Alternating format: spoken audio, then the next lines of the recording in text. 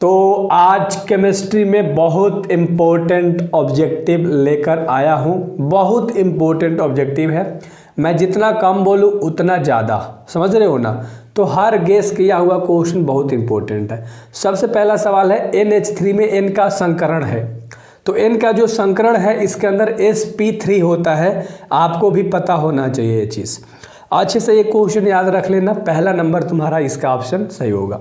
मैं जो भी क्वेश्चन लेकर आता हूँ ना लाड लो, बहुत बेहतर तरीके से उसके पीछे बहुत रिसर्च होती है, पैटर्न चेक करता हूँ, एल्गोरिदम चेक करता हूँ, आपके बोर्ड में किस लेवल से क्वेश्चन डालता है। तो दूसरा सवाल है फिनॉल को जस्ता के चूर्ण के साथ उबालने पर बनता है, तो बनता है बेंजीन। क्या बनता है? बेंजीन बनता है। अच्छे से याद रखिएगा। तो सी नंबर का ऑप्शन आपका राइट हो जाएगा। अगला तीसरा नंबर का सवाल है कि एक कार्बोहाइड्रेट होने के लिए एक यौगिक में कम से कम कितने कार्बन होने चाहिए। तो टोटल जो कार्बन है वे कितने होने चाहिए लाडलो, फटाक से इसका आंसर दे दो। कितना? 3 गो कार्बन होना चाहिए। एक कार्बोहाइड्रेट होने के लिए यौगिक में कम से कम कितने कार्बन होने चाहिए? टोटल 3 कार्बन होने चाहिए। चलो बहुत बढ़िया। अगला 4 नंबर का सवाल है कि निम्न में से कौन सा कार्बोहाइड्रेट टॉलरेंस अभिकर्मक के साथ रजत दर्पण देता है। तो 4 का ऑप्शन नंबर क्या होगा? ग्लूकोज। ठीक है, क्या होगा? ग्लूकोज होगा। अच्छे से याद रख लीजिएगा। चलिए ठीक है, तो ये भी आपको अच्छे से याद हो गया होगा। 5वां नंबर का सवाल के ऊपर हम लोग बात करेंगे कि विटामिन सी की कमी से होता है स्कर्वी। तुम्हें भी पता है विटामिन सी की कमी से क्या होता है? स्कर्वी होता है। ठीक है, और विटामिन बी की कमी से बेरी होता है। नंबर का सवाल है कि एमिनो अम्ल में पाए जाने वाला क्रियात्मक समूह। तो एमिनो अम्ल की बात कर रहा है, तो इसका हो जाएगा A एंड B दोनों, यानी कि देखो माइनस के COOH और माइनस के NH2 वाले समूह। तो ये A एंड B ऑप्शन याद रख लेना, यानी कि डी नंबर का ऑप्शन तुम्हारा सही है। राइट, एक क्वेश्चन आपने देख लिया अच्छे तरीके से। अगला, निम्न में कौन सर्वाधिक मीठी शर्करा है। 4 गो ऑप्शन तुम्हें दिखाई दे रहा है, इसमें मीठी शर्करा की बात कर रहा है। तो फ्रक्टोज जो है ना, फ्रक्टोज या फ्रक्टोज ध्यान से समझ लेना, तो ए है, बहुत मीठा। ठीक है, अगला सवाल 8 नंबर का है कि निम्न में कौन सा कार्बोहाइड्रेट वनस्पति कोशिका का आवश्यक घटक है। तो 8 का ऑप्शन नंबर क्या हो जाएगा लाडलो? और सेलुलोज हो जाएगा। बी नंबर का ऑप्शन सही है। अगला सवाल है 9 नंबर का, निम्न में से कौन साधारणतः शरीर द्वारा नहीं बनाए जाते हैं। तो इतना सारा ऑप्शन है, इसमें देख के बताओ एंजाइम होगा या विटामिन होगा, प्रोटीन होगा या हार्मोन होगा।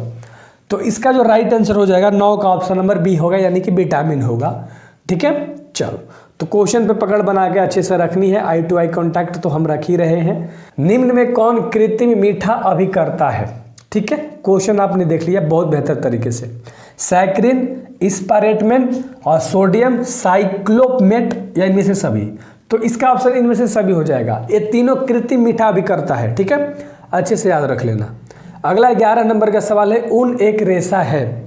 ऊन एक रेशा है, प्राकृतिक रेशा है। कैसा है? प्राकृतिक। ऊन एक प्राकृतिक रेशा है। चलो अगला सवाल देख लो 12 नंबर का कि टेरिलिन एक रेशा है। अब टेरिलिन की बात कर रहा है कि टेरिलिन किस तरह का रेशा है। तो 12 का ऑप्शन नंबर बी होगा, यानी कि कृत्रिम है। कैसा है? कृत्रिम है। बहुत बढ़िया। अगला सवाल करेंगे 13 नंबर, पॉलीमर बनने की सबसे छोटी इकाई कहलाती है। पॉलीमर बनने की सबसे छोटी इकाई जो है वो कहलाती है मोनोमर। क्या कहलाती है? मोनोमर। ए नंबर का ऑप्शन आपको दिख रहा है। ठीक है, मोनोमर कहलाती है। और अगला सवाल 14 नंबर का सवाल कह रहा है कि निम्नलिखित में कौन संश्लेषण बहुलक है। प्रोटीन, रबड़, सेलुलोज या नायलॉन। तो 14 का ऑप्शन नंबर क्या हो जाएगा? नायलॉन हो जाएगा। याद रखिएगा, डी नंबर का ऑप्शन आपका राइट हो जाएगा। याद रखना, डी नंबर का ऑप्शन राइट हो जाएगा। ज्वर को कम करने के लिए उपयोगी दवा को कहते हैं। तो ज्वर को कम करने के लिए उपयोगी दवा को हम लोग ज्वरनाशी बोलते हैं। क्या कहते हैं? ज्वरनाशी, यानी कि ज्वर को हर लेने वाला, खत्म कर देने वाला। समझ में आ रही है? ए नंबर का ऑप्शन बिल्कुल राइट हो जाएगा। ठीक है,